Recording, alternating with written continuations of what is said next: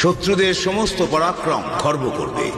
নাম হবে চতুর্থ সন্তানের শত্রুঘ্ন।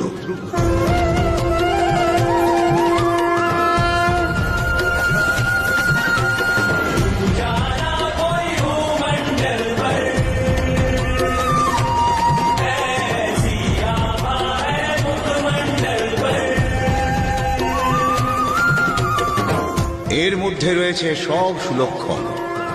তৃতীয় পুত্রের নাম হবে লক্ষণ।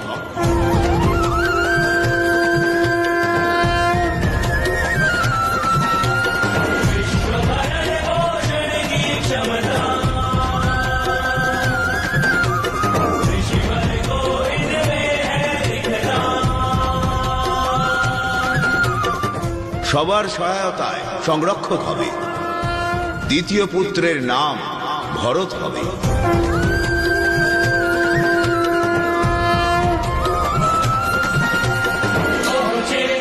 सम्मुख दशरथ सुत ज्येष्ठ देख के मुख रम गए ऋषि श्रेष्ठ।